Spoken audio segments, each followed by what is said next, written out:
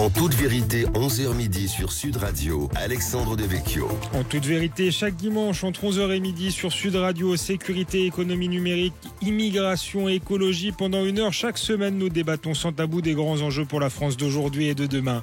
Et aujourd'hui, nous avons le plaisir de parler écologie avec Fergan Aziari et Paul Sugy. Fergan Aziari est essayiste. Il a publié Les écologistes contre la modernité, le procès de Prométhée aux presses de la Cité. Paul Sugy est journaliste au Figaro. Il est l'auteur de L'extinction de l'homme, le projet fou des antispécistes. À Nantes, des zadistes saccagent des serres expérimentales à but environnemental. À Lyon, c'est une compagnie artistique adepte d'écosexualité qui s'illustre par une performance nue devant des enfants dans un potager. À Paris, Anne Hidalgo met en place un groupe de travail sur la cohabitation avec les rongeurs. Cela peut prêter à sourire, mais cela peut aussi légitimement inquiéter. L'écologie est-elle devenue folle? Une certaine écologie est-elle vraiment compatible avec la démocratie? A-t-elle réellement pour but de sauver la planète ou vise-t-elle à détruire notre modèle?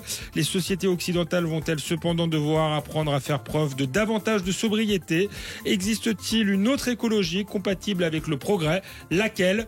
Tout de suite, les réponses de Paul Sugy et Fergan Aziari en toute vérité. En toute vérité sur Sud Radio, Alexandre Devecchio. Fergan Aziari, bonjour. Bonjour. Paul Sugy, bonjour. Bonjour Alexandre. Ravi d'être avec vous sur ce plateau. Nous allons parler une heure d'écologie et même d'écologisme ou d'écologie radicale dans l'actualité. Plusieurs faits, vous nous direz s'ils sont anecdotiques ou pas, mais ils peuvent légitimement interpeller. À Nantes, ces zadistes qui saccagent des serres expérimentales à but environnemental, des maraîchers finalement écolos qui sont attaqué par d'autres écolos. Fergan Aziari, vous avez écrit l'écologie contre le progrès. Est-ce que c'est pas tout simplement l'écologie contre l'écologie, là? C'est l'écologie contre, en effet, la protection de l'environnement, mais pour une raison très simple. C'est-à-dire qu'il y a un grand malentendu en France et en Europe sur ce qu'est l'écologie politique en réalité. Quand vous interrogez l'homme de la rue et que vous lui demandez qu'est-ce que l'écologie selon vous, il va vous répondre, l'écologie, c'est la préoccupation, l'attitude qui se préoccupe de l'environnement. Sauf qu'une telle définition, en réalité, laisse entendre que l'humanité a attendu la deuxième moitié du XXe siècle avec l'essor de ce courant de pensée pour se préoccuper de l'environnement. Or, quand on fait un petit peu d'histoire, on se rend compte que cela ne tient pas debout, que des préoccupations environnementales, il y en a toujours eu dans l'histoire, dans toutes les cultures, dans toutes les civilisations. Et ce qui distingue l'écologie politique en tant que courant de pensée, c'est moins une préoccupation environnementale qu'une critique radicale de la société industrielle et capitaliste. C'est-à-dire, c'est une idéologie qui va recycler finalement tous les poncifs rousseauistes contre le progrès, contre la technique, contre l'industrie, en entretenant le fantasme qu'il y aurait une conflictualité irréductible entre d'un côté l'expansion de la civilisation industrielle et tous ses symboles, et d'un côté la qualité de l'environnement, alors que toutes les données montrent que c'est plutôt l'inverse. Mais là, les zadistes ont attaqué, encore une fois, une serre expérimentale sans pesticides, sans insecticides, donc on n'est pas non plus dans l'hyper-modernité. Est-ce qu'il y a une part de folie là-dedans? Il y a une espèce de contradiction, en effet, c'est-à-dire une des tendances nihilistes qui poussent à la destruction et qui poussent au refus d'envisager les solutions qui permettraient, par exemple, d'avoir une agriculture qui serait à la fois plus respectueuse de l'environnement et qui serait plus respectueuse aussi, qui permettrait à nos sociétés de résister davantage au changement climatique. Mais ce n'est pas la première fois que des écologistes s'en prennent à ce genre d'expérimentation. En France, on sait par exemple que la question des OGM a été complètement, mis sous le tapis par des militants qui ne veulent même pas en entendre parler, alors même que les sociétés qui ont recours à ce genre de technologies, comme par exemple les Israéliens, montrent que c'est un atout pour développer une agriculture résistante aux sécheresses, pour nous prémunir contre les ravageurs, pour nous prémunir contre le gaspillage d'une ressource comme l'eau. Vous voyez, toutes ces solutions-là, ces militants ne veulent pas en entendre parler, parce qu'encore une fois, l'environnement n'est que le prétexte pour, encore une fois, exprimer une opposition de principe à la société moderne, tout simplement. Oui, une opposition de principe à la société moderne et en même temps une forme, je dirais, d'hypermodernité. Parmi les saccageurs, si j'ose dire, il y a ce groupuscule Soulèvement de la Terre. Quand on lit leur manifeste, il y a des choses quand même étonnantes. Ils nous expliquent que le vivant est cuir, Paul Sugy. Quel est le rapport entre l'écologie et les mouvements LGBT ? LGBTQ, pardon. Les soulèvements de la Terre, vous attaquez fort, parce qu'il y a quand même beaucoup de crétins en écologie, mais alors là, si on veut faire une hiérarchie, on a quasiment affaire aux champions de toutes catégories confondues, qui inscrivent effectivement leur réflexion sur le vivant dans un gloubi-boulga idéologique, qui consigne à la fois toutes les théories innovantes de la gauche progressiste sur la remise en question, on va dire, des frontières conceptuelles du réel, donc fluidité des identités, fluidité du vivant, des identités sexuelles, etc. Bon, et puis par ailleurs, une approche complètement confiscatoire de l'écologie. Je parle de confiscation parce que, en écoutant Fergan, c'est le sentiment que j'ai, c'est-à-dire que les soulèvements de la Terre ou les autres associations qui promeuvent une action violente ou agressive en matière d'écologie agissent au nom d'un principe qui est que la crise climatique est la première menace qui nous guette tous et que donc il n'y a pas de cause supérieure à celle-ci. Il n'y a rien de plus important que de sauver entre guillemets la planète ou le climat. Et c'est là que le débat est confisqué, parce que en l'occurrence, quand on va arracher des maraîchages au nom de cette cause-là, au nom de la survie de la planète, on élimine toutes les autres raisons qu'on peut avoir de vouloir faire de l'agriculture sous cette modalité, à commencer par celle qu'il faut nourrir la planète aujourd'hui, demain et après-demain. Mais on ne peut de toute façon pas réfléchir correctement à ce problème, puisque le seul sujet qui les intéresse, c'est la survie de la planète, empêcher toute évolution du climat, etc. Donc en fait, on ne peut même plus mettre en exergue le besoin de nourrir l'humanité demain ou d'autres formes de besoins qui créent en fait la société de production, la société industrielle ou agroalimentaire. Pour eux, il n'y a que ça qui compte. Donc c'est là que le débat est confisqué. Et il est effectivement, en plus, vous avez raison de le souligner, au nom d'arguties conceptuelles qui laissent le grand public assez pantois, parce qu'on a l'impression qu'on est effectivement dans une espèce de déluge verbeux de néologisme, plus que dans la recherche véritablement de solutions concrètes pour résoudre la question écologique. Oui, peut-être que vous allez trouver ça aussi anecdotique, mais il y a effectivement, parmi les autres faits un peu surprenants de la semaine, cette histoire de performance à Lyon d'associations subventionnées qui se revendiquent écosexuelles et qui fait des démonstrations nues devant les enfants avec des godes, parlons très clairement, en faisant semblant de faire l'amour avec la Terre. Alors je crois que le spectacle, si on peut appeler ça comme ça, s'appelait Devenir larve. Donc c'est une régression presque à l'état animal. Et là, je fais appel à l'antispéciste que vous êtes, enfin pas l'antispéciste, mais le spécialiste des antispécistes. Est-ce que ça s'inscrit dans le cadre d'une idéologie antispéciste qui, là, ça peut paraître extrême, mais qui a de plus en plus de poids, je dirais, dans le discours politique ou dans le discours militant? Là, Alexandre, vous me jouez un mauvais tour, parce que vous m'obligez à prendre au sérieux et à tenter d'analyser un spectacle qui, à première vue, alors c'était peut-être pas la bonne question. Est-ce qu'on les prend trop au sérieux? Non, mais je vais vous répondre quand même. Je pense que c'est des gens qui se prennent au sérieux. Oui. Et c'est à partir de là peut-être qu'il faut commencer à réfléchir. C'est-à-dire que on peut, et je conseille à tous nos auditeurs d'en faire autant, on peut continuer de penser que ce sont des timbrés qui essayent d'une manière ou d'une autre de se rendre intéressants en faisant ce qu'ils appellent de l'art, parce qu'il suffit aujourd'hui de s'autoproclamer collectif artistique pour en devenir un et pour toucher les subventions qui nous reviennent de droit auprès des municipalités complaisantes.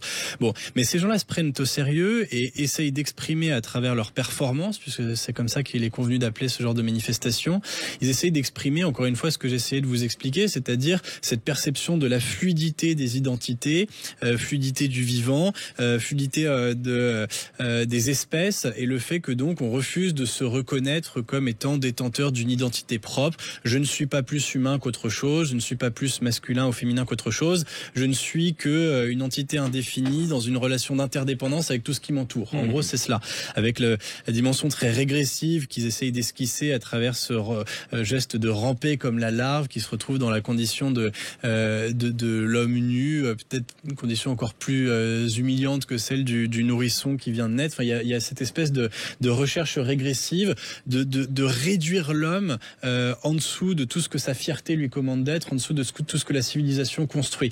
Donc il y a une entreprise de déconstruction évidente qui est exprimée de façon grotesque, si ce n'est même inquiétante, parce que vous avez rappelé que c'était en présence d'enfants dans le public que ça a été fait, mais qui est rappelé rappelé de façon grotesque dans le spectacle, mais qui correspond à une réflexion très sérieuse, portée par les mouvements queer, portée aujourd'hui par les mouvements antispécistes qui remettent en question la frontière entre l'humain et le non-humain, c'est-à-dire entre guillemets qui considèrent que l'homme n'est qu'un animal comme un autre et qui n'a rien qui le spécifie par rapport aux autres animaux, que ce n'est pas un animal plus politique ou plus spirituel que les autres.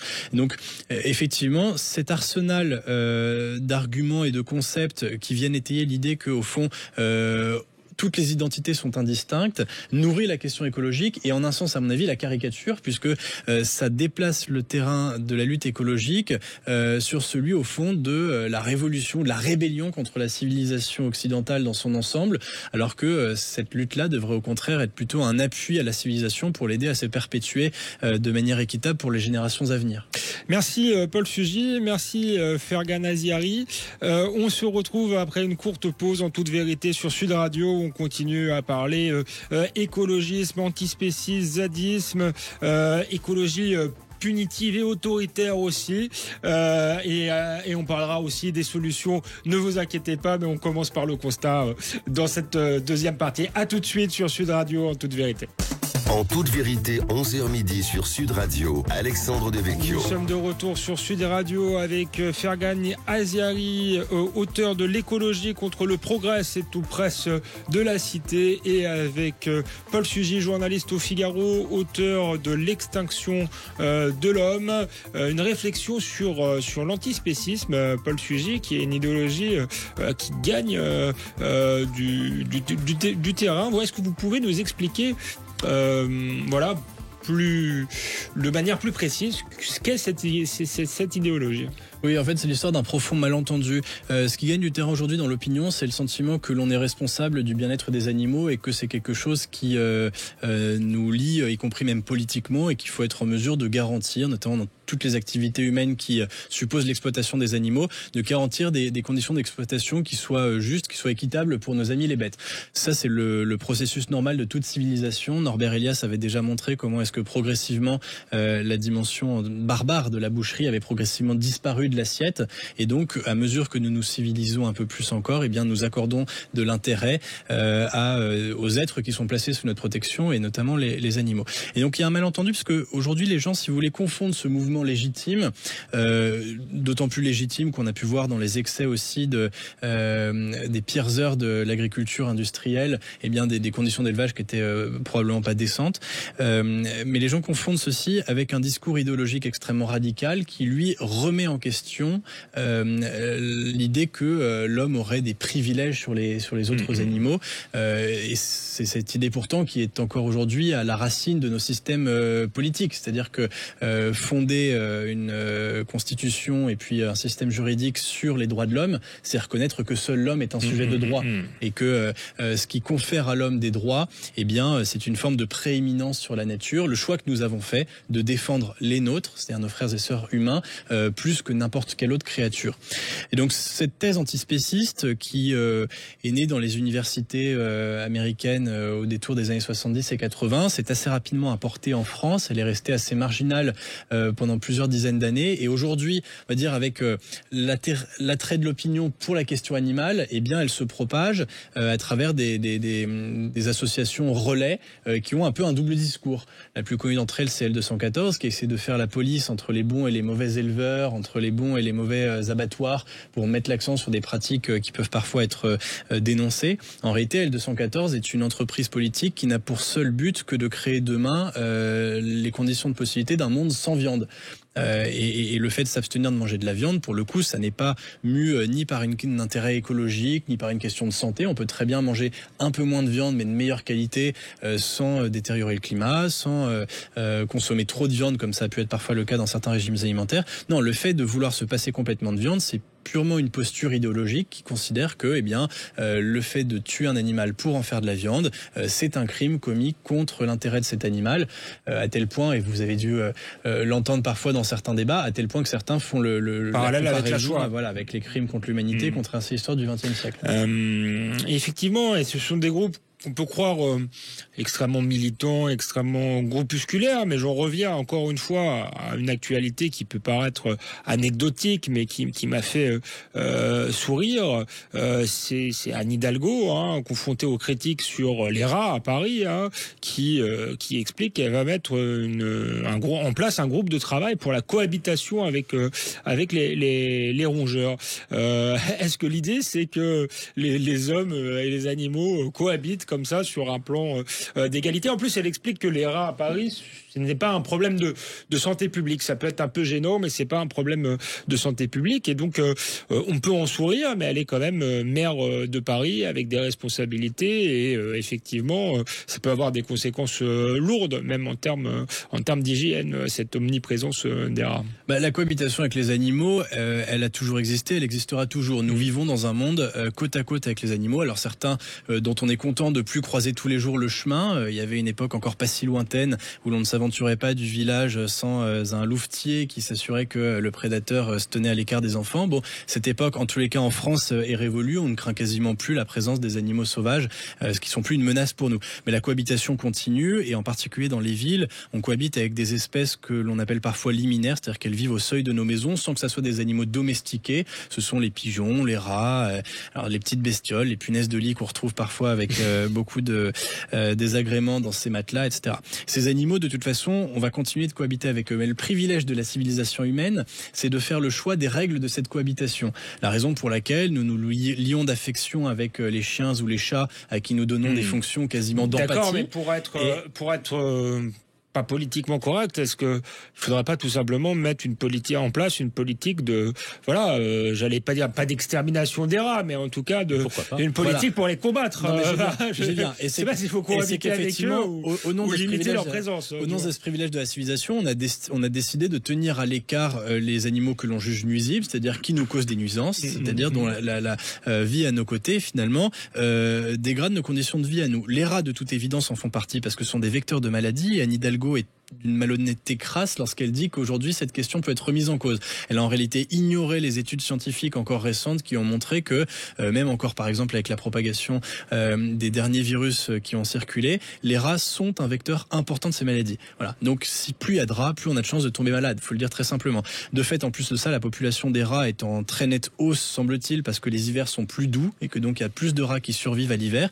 Donc ça amène à décider maintenant d'une politique publique qui doit être extrêmement volontaire d'extermination de cette population fortement nuisible. Et plutôt que de mettre en place cette politique comme il le faudrait, Anne Hidalgo a préféré donner des gages à ses amis écologistes ou animalistes qui composent sa majorité municipale en leur disant effectivement on va avoir une approche bienveillante, on va limiter leur population avec des contraceptifs ou je ne sais quoi. Il faut le dire clairement, ces méthodes n'ont jamais fait leur preuve et elles mettent en danger la vie des Parisiens. Merci Paul Sugy. On va vous donner maintenant un peu la parole à Fergan Aziaghi. Quel est votre regard, vous, sur la question animale? Il y a des choses qui peuvent paraître totalement aberrantes, bien décrites par Paul, sur la question effectivement de la cohabitation des rats à Paris, mais il a soulevé aussi le fait que dans certains élevages industriels étaient totalement indécents et finalement pas à l'honneur d'une civilisation moderne. Vous avez écrit un livre qui s'appelle l'écologie contre la modernité. Est-ce que malgré tout, parfois, la modernité, il ne faut pas l'encadrer, la limiter? Alors, la modernité peut évidemment avoir ses excès, et dans ce cas-là, oui, c'est aussi le rôle des sociétés de réguler, de débattre de nos erreurs, de nos comportements et de les corriger à chaque fois que cela est possible. Mais là, on est au-delà de ça. C'est-à-dire que je rejoins parfaitement Paul quand il dit que aujourd'hui, l'agenda politique qui est celui des groupuscules dont on discute depuis le début ne relève pas d'une tentative de corriger la modernité, de mieux la réguler, c'est une tentative de l'abolir et de la détruire. C'est-à-dire que typiquement sur la question des rats à Paris, ça fait depuis toujours l'espèce humaine s'évertue à faire la distinction entre en effet les espèces utiles, les espèces nuisibles, les espèces avec qui la cohabitation est plus ou moins indifférente. vous avez tout un courant de pensée qui va jusqu'à récuser la légitimité même de l'homme à définir l'utile et l'inutile. C'est-à-dire qu'il conteste ce qu'on appelle l'anthropocentrisme, c'est-à-dire cette prétention à administrer la nature selon l'intérêt de l'espèce humaine. Alors ce discours, il est issu d'une école de pensée qui s'appelle l'écologie profonde, la deep écologie, qui se réclame aussi parfois de ce qu'on appelle le bio-égalitarisme, mais qui n'est pas un égalitarisme, puisqu'en réalité on institue une discrimination à l'égard de l'espèce humaine qui soudainement devient la seule espèce qui ne serait pas susceptible de défendre ses intérêts dans notre monde, parce que les rats se fichent complètement de notre santé, je le dis en passant, mais nous sommes les seuls effectivement à être invités à prendre en compte l'intérêt d'espèces qui, elles, n'ont aucune espèce de complexe à l'idée de nous nuire, parce que tout simplement ce n'est pas dans leur capacité.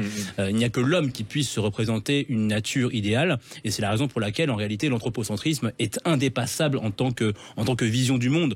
Tous ceux qui prétendent dépasser cette vision en réalité ne le font pas, ne versent que dans un anthropocentrisme complexé, c'est-à-dire que quand vous voulez sauver l'ours polaire, c'est un caprice anthropocentré, parce qu'il n'y a que l'homme qui s'intéresse à l'ours polaire. La nature se fiche de l'ours polaire. Si demain l'ours polaire venait à disparaître, la nature continuerait à fonctionner sans trop de difficultés.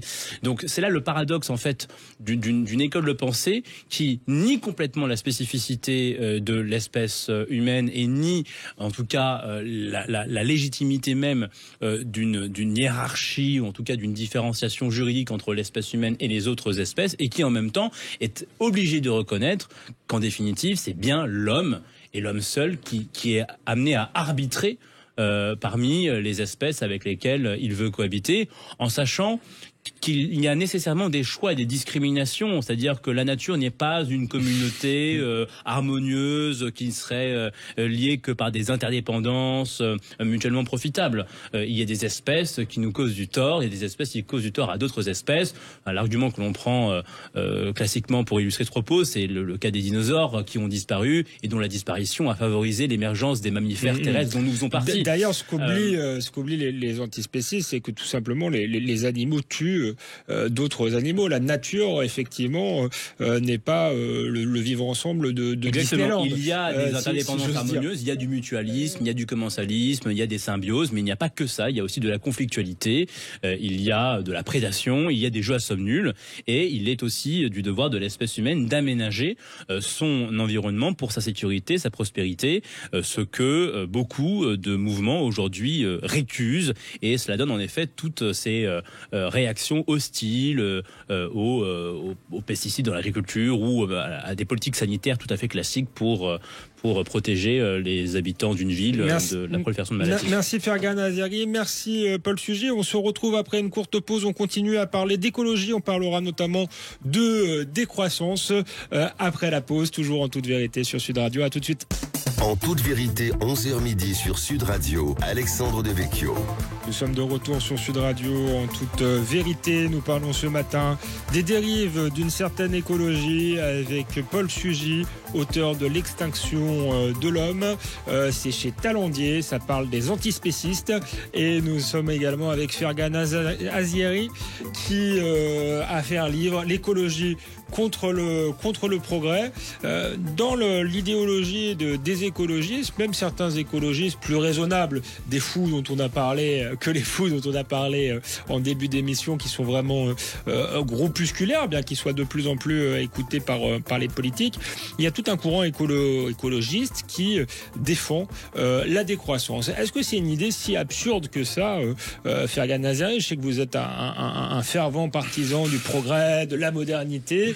Mais est-ce que le capitalisme mondialisé, industriel, parfois n'a pas été trop loin? Est-ce qu'il ne faut pas mettre un peu de limite et de sobriété dans tout cela? Je pense qu'il faut déjà restituer le bilan du capitalisme industriel, parce qu'on tend aussi à le sous-estimer, ses apports, y compris sur le plan environnemental. C'est-à-dire que derrière l'idée de décroissance, il y a encore une fois ces préjugés rousseauistes qui voudraient que la croissance industrielle aurait complètement détruit la qualité de l'environnement. Donc on est vraiment là dans le registre du déclinisme qui suggère suggère implicitement qu'avant l'émergence de la croissance, avant l'émergence de l'industrialisation, les sociétés humaines entretenaient avec leur environnement une relation harmonieuse. Et cette nostalgie pré-industrielle, elle irrigue véritablement toute la littérature écologiste. Le problème, c'est qu'elle ne repose absolument sur rien, sur le plan historique et géographique. C'est-à-dire que ce que je martèle, c'est que les pollutions tuaient beaucoup plus, étaient beaucoup plus meurtrières dans les temps pré-industriels qu'aujourd'hui. Il y a très peu de gens qui le savent, mais quand on n'avait pas d'électricité, que pour se chauffer, pour cuisiner, pour s'éclairer, on devait brûler toutes sortes de matières peu recommandables dans des espaces semi-confinés, on était exposé à des nuisances atmosphériques bien plus ravageuses que celles qui incommodent aujourd'hui le bourgeois des métropoles occidentales. De même, quand vous n'aviez pas de système sophistiqué pour traiter et acheminer une eau potable, vous étiez régulièrement exposé à des maladies hydriques que les pays riches ne connaissent plus aujourd'hui. Et si j'insiste sur ces fléaux prémodernes, c'est parce qu'encore aujourd'hui, au XXIe siècle, ce sont les fléaux pré-industriels qui tuent encore le plus à l'échelle mondiale. On meurt beaucoup plus de la pollution de l'air en Afrique subsaharienne qu'en Europe occidentale, précisément parce que quand vous avez dans certains pays une personne sur deux qui n'a pas accès à l'électricité et qui, pour assouvir ses besoins domestiques, doit recourir à des techniques rudimentaires, ça expose à des pollutions que les pays riches, là encore, ne connaissent plus. Ça ne veut pas dire que la modernité n'est pas apparue avec ses propres inconvénients, mais je crois qu'il faut rendre à César ce qui est à César et garder à l'esprit le fait que toutes les données montrent aujourd'hui que ce sont les sociétés les plus industrialisées, les plus capitalistes, les plus innovantes, qui sont les mieux armées face au changement climatique, à la fois pour décarboner la production, mais aussi pour nous adapter à un climat qui change. Et j'ai l'impression que parfois les écologistes le reconnaissent implicitement sans s'en rendre compte. C'est-à-dire que lorsque ces derniers nous disent que les pays pauvres sont les plus vulnérables au changement climatique, ils ont parfaitement raison. Oui, quand vous êtes un malgache dépourvu de systèmes agricoles sophistiqués, dépourvu de systèmes pour dessaler l'eau de mer comme le font les Israéliens, vous êtes beaucoup plus vulnérable à la sécheresse que lorsque vous êtes un Israélien, typiquement. Et vous voyez, et donc il y a une contradiction, je trouve, à dire d'un côté, la pauvreté est source de vulnérabilité écologique, pour ensuite en déduire qu'il faut absolument appauvrir l'espèce humaine. Si on admet que le sous-développement, que la pauvreté, que l'indigence est un facteur de vulnérabilité écologique, alors l'un des grands défis de l'humanité, c'est bien d'accélérer son enrichissement, étant entendu que la croissance au XXIe siècle devra prendre une forme radicalement différente de la croissance telle que nous l'avons connue depuis la révolution industrielle.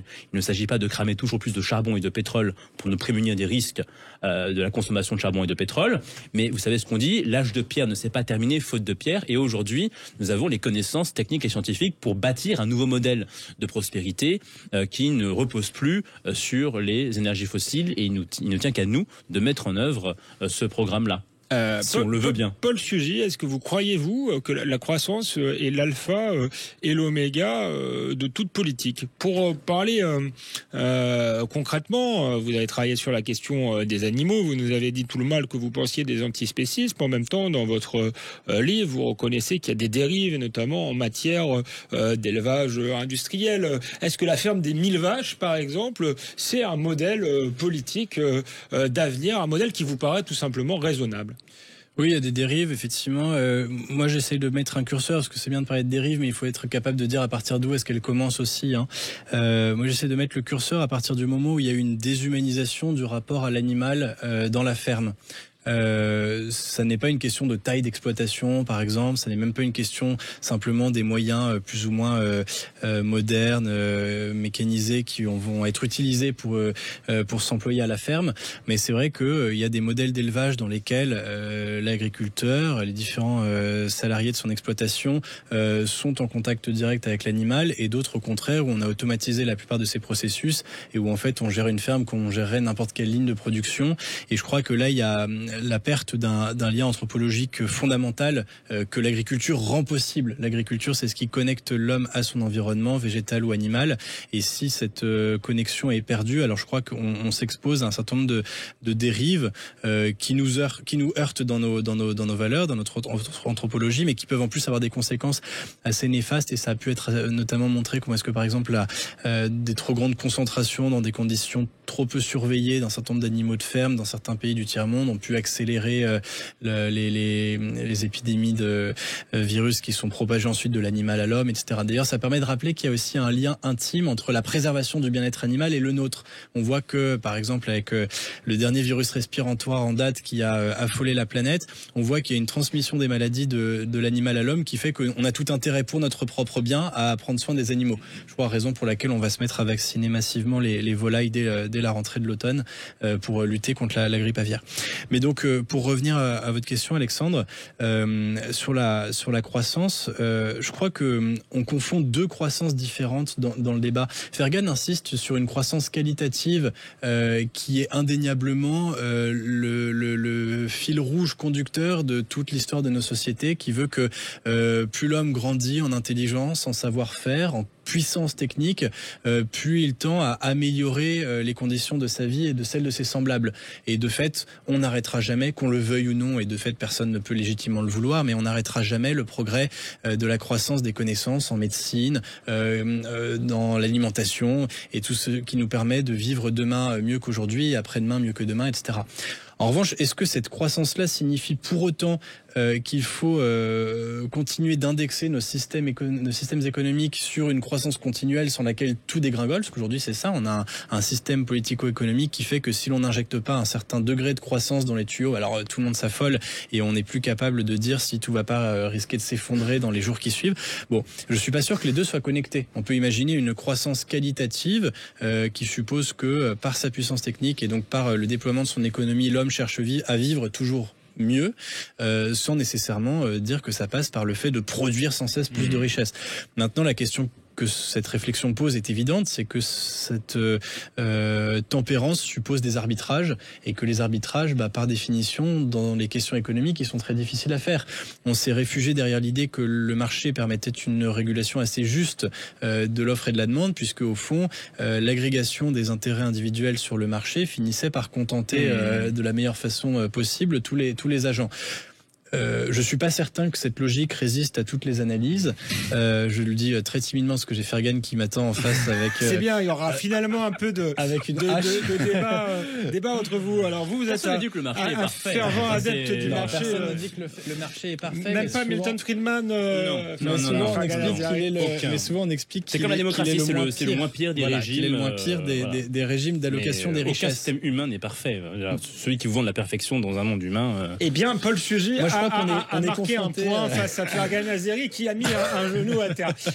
Juste sur une question très concrète pour le coup, qui rejoint ce dont on parlait, sur la consommation de viande. Par exemple, autant on peut être dépité contre les fous qui attaquent des boucheries, autant on peut peut-être se dire qu'on consomme trop de viande, ou du moins qu'on en consomme mal. Là encore, où est-ce qu'on met le curseur? Ça, on se le dit depuis un moment, parce que la consommation de viande a tendance à diminuer de façon continue depuis un moment, en tous les cas au moins chez les ménages les plus aisés. En fait, on se rend compte paradoxalement et de façon assez contre-intuitive que c'est parfois dans les milieux les plus modestes que l'on mange le plus de viande et pas forcément de la bonne viande.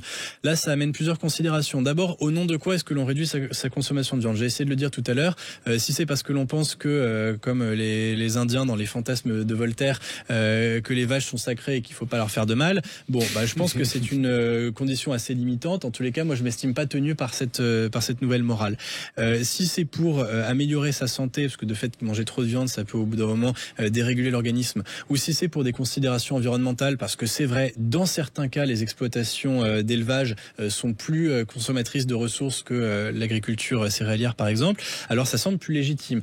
Encore une fois, il faut manger moins de viande et mieux. Il faut le faire en protégeant nos savoir-faire, parce que nous avons les meilleurs éleveurs du monde. La viande française, en plus d'être évidemment infiniment meilleure que toutes les autres viandes du globe, et surtout produite dans des meilleures conditions, avec davantage de respect pour les animaux que dans la plupart des autres pays qui sont connus pour leur élevage. Et donc il faut être très vigilant, je sais que c'est un sujet qui vous tient à cœur, que lorsque l'on passe des partenariats commerciaux avec des pays à qui on va acheter des denrées alimentaires, en particulier de la viande, eh bien ils appliquent au moins, et ce serait une juste chose, les mêmes conditions que à nos éleveurs. Justement, alors on a plus qu'une minute dans cette partie-ci, même s'il y aura une dernière partie, mais je voudrais entendre de Fergan là-dessus. En fait, ce que décrit Paul Sugy, c'est quand même un peu de protectionniste et se demande si c'est bien raisonnable d'aller consommer des produits qui sont produits au bout du monde dans de mauvaises conditions avec des normes qui ne sont pas les nôtres. Est-ce que vous le rejoignez là-dessus ou pas? Ou est-ce que vous restez pour un libre-échange pur et dur? Moi, je suis pour améliorer les standards sanitaires dans tous les pays du monde, mais je ne crois pas que ça passe précisément par le protectionnisme. C'est-à-dire que ce qui permet d'augmenter les standards sanitaires, sociaux et environnementaux, c'est le développement industriel. Et donc, si, en fermant le commerce mondial, on compromet la croissance et l'enrichissement des pays du Sud, ils vont mettre plus de temps que nous à rejoindre les standards qui sont les nôtres. Et par ailleurs, pour venir à l'écologie, aujourd'hui, l'idée que le localisme serait nécessairement plus écolo que le commerce mondial ne repose sur rien, factuellement. C'est-à-dire que, je prends une expérience de pensée.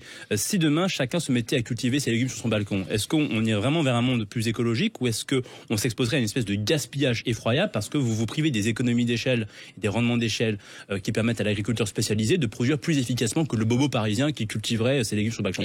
Donc à l'échelle du monde, c'est le même raisonnement. C'est-à-dire que la mondialisation permet aussi des gains en efficacité. Et donc si on veut verdir la mondialisation, il serait beaucoup plus vertueux que les pays riches investissent davantage dans les pays du Sud pour verdir leur processus, pour moderniser leur processus agricole, en matière de production électrique. Et là, vous vous donnez les moyens de construire une mondialisation plus verte sans compromettre la prospérité de l'humanité, ce qui serait malheureusement le cas si on fermait les frontières. Merci Fergan Aziari, merci Paul Sugy. On continue à débattre d'écologie après la pause. On verra si l'écologie... une certaine écologie, du moins, est vraiment compatible avec la démocratie. Et puis, on parlera également des solutions à ce qu'il peut y avoir une écologie autre que plus punitive. Tout de suite, après quelques minutes de pause dans Toute Vérité.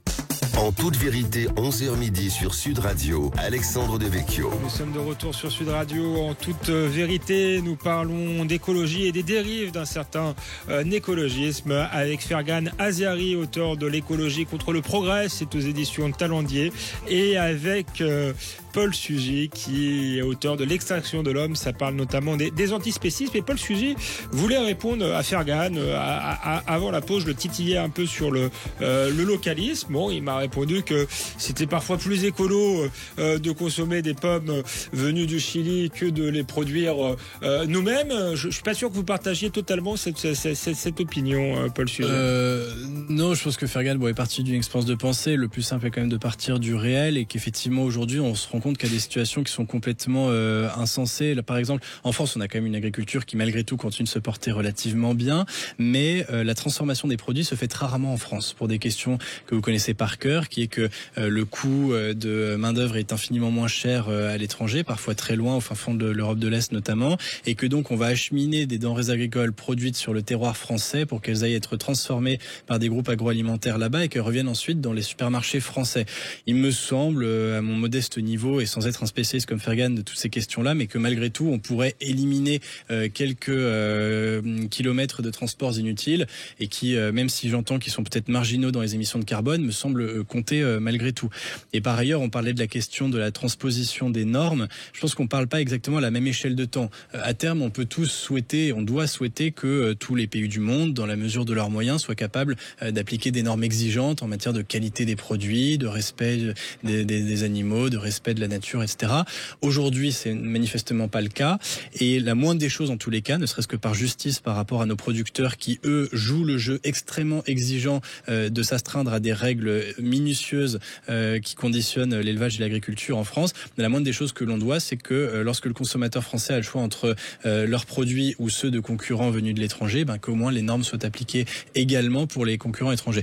Bon, ce qui est une vue de l'esprit, et ce qui est d'autant plus difficile à faire qu'on n'a pas la main en fait sur les organismes de certification des normes, notamment dans les pays d'Amérique du Sud, puisqu'on en parle beaucoup avec l'accord avec le Mercosur, et que ça crée une difficulté logistique assez importante. Mais enfin, en tous les cas, je crois que le politique doit tendre vers ça. C'est une question de justice. Encore une fois, c'est aussi une question de respect de l'environnement.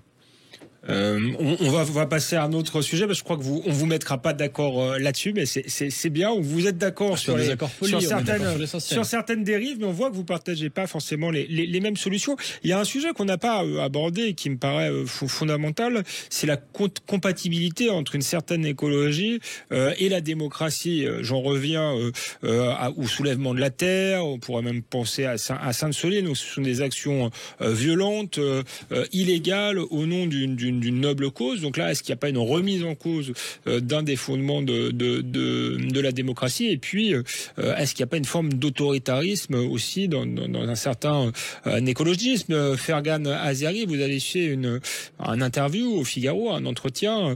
Vous répondiez à Jean-Claude Jancovici qui voulait limiter le nombre d'avions pour chaque personne dans une vie. Donc là aussi, je ne sais pas s'il y a un droit fondamental à prendre l'avion, mais cela dit, on voit bien ce que certains aimeraient faire des libertés individuelles. Donc là encore, comment on fait pour faire une écologie qui soit respectueuse à la fois des libertés individuelles et puis des fondements de notre démocratie, tout simplement?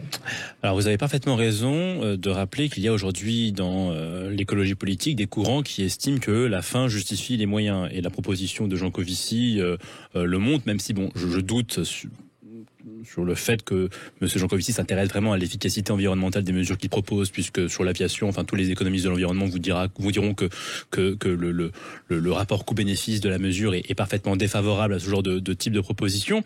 Mais là, c'est un débat qui est plutôt philosophique, c'est-à-dire que est-ce qu'on estime que la fin justifie les moyens, et dans quel cadre procédural, juridique, politique estime-t-on qu'il est le plus juste de conduire la transition écologique? Moi, je suis un libéral et donc j'appartiens en effet à une école de pensée qui est attachée à des principes comme le principe de proportionnalité, qui faisait dire à Montesquieu que tout châtiment qui n'est pas nécessaire est tyrannique. Et donc que nos sociétés, pour résoudre leurs problèmes, doivent d'abord explorer tous les instruments pacifiques, tous les instruments paisibles avant d'envisager le recours à la coercition. Or, je constate qu'aujourd'hui, en matière de transition écologique, on n'a pas exploré le centième des instruments pacifiques et abordables pour réduire nos émissions, pour préserver l'environnement, et que le débat français, conduit à accorder une attention démesurée aux propositions sacrificielles à impact nul, au détriment des instruments les plus libéraux, les plus abordables, les plus efficaces pour réduire nos émissions. Et ces derniers sont nombreux, puisque quand vous regardez par exemple l'histoire, vous vous rendez compte que la période de réduction la plus rapide en matière d'émissions de gaz à effet de serre en France, c'est la décennie 1977-1988. Alors il n'y avait pas le ticket de rationnement à ce moment-là, il n'y avait pas Kim Jong-un au pouvoir à ce moment-là. On était à cheval entre deux mandats, celui de Monsieur Giscard d'Estaing et celui de Monsieur Mitterrand. Et en fait, ce qui s'est passé à l'époque, c'est que les réacteurs nucléaires français sont progressivement entrés en service, et donc c'est par la technologie que la France est parvenue à réduire très rapidement ses émissions territoriales sans mesures liberticides. Alors demeure la question des émissions importées, mais là aussi, cette question, on peut la résoudre assez facilement, entre guillemets, en tout cas beaucoup plus facilement qu'en employant les méthodes autoritaires, en aidant nos partenaires commerciaux à obtenir les infrastructures nécessaires à la décarbonation de leur économie. Et c'est là qu'on voit l'intérêt précisément de la mondialisation, des transferts de technologie. Et les Français sont parfaitement familiers avec ce genre de solution, puisque notre parc nucléaire français, on l'oublie, mais c'est aussi grâce à une technologie américaine qu'on l'a conçu. C'est l'achat de la fameuse licence Westinghouse. Donc il y a un précédent qui montre l'importance de la coopération internationale dans un cadre respectueux de la liberté politique, économique des êtres humains. Et chaque fois que la France, par exemple, travaille avec des pays étrangers comme la Finlande, la Chine ou l'Inde pour exporter son savoir-faire en matière de décarbonation, eh bien, elle contribue à activer des instruments puissants, parfaitement paisibles et efficaces pour rendre notre planète plus sûre sans recourir à des mesures coercitives qui n'ont strictement aucune nécessité compte tenu des possibilités qui sont aujourd'hui à notre disposition. Je parlais de menaces pour la démocratie ou de tensions, enfin de tentatives autoritaires de certains écologistes, mais on l'a vu en fait récemment. On a vu les fractures que ça pouvait créer au moment de la crise des gilets jaunes. On a beaucoup dit que les gilets jaunes pensaient à la fin du mois, tandis que ceux qui voulaient les taxer pensaient à la fin des temps et à sauver la planète. Donc, est-ce que ça laisse augurer la progression d'une certaine écologie, finalement, une société de plus en plus clivée? On voit que dans les grandes métropoles, il y a une espèce d'aversion à la voiture, mais ce sont des espaces où on peut se passer de la voiture quand on y habite, et en même temps, il y a des personnes qui travaillent, qui habitent en banlieue et qui sont expulsées, je dirais, toujours plus loin. Donc, est-ce que l'écologie, finalement, c'est une société encore plus archipélisée qu'elle ne l'est aujourd'hui? Il y a deux choses différentes. Alors vous évoquez d'une part ceux qui vont, comme Jean Covici ou d'autres, proposer des mesures qui sont effectivement quasiment soviétoïdes, et puis la façon aujourd'hui plus bureaucratique dont l'écologie politique s'impose par une majorité qui n'a pas fait non plus de l'écologie son grand cheval de bataille, mais enfin qui essaye de s'engager timidement sur le chemin de la transition écologique. Et là, ça passe effectivement par des mesures fiscales, par des mesures d'interdiction de circulation dans les centres-villes ou je ne sais quoi. Et de fait, les années récentes ont montré que ces mesures ont beaucoup de mal à être acceptées par les populations. Je pense, à mon avis, à cause de plusieurs maladresses qui étaient évitables. La première d'entre elles, c'est évidemment le fait de faire peser la responsabilité, le poids de la culpabilité écologique sur les épaules des ménages les plus précaires, c'est-à-dire ceux qui n'ont pas des solutions de substitution plus propres. La voiture, c'est toujours le même problème. Avoir une voiture propre, ça coûte beaucoup plus cher et c'est un investissement conséquent.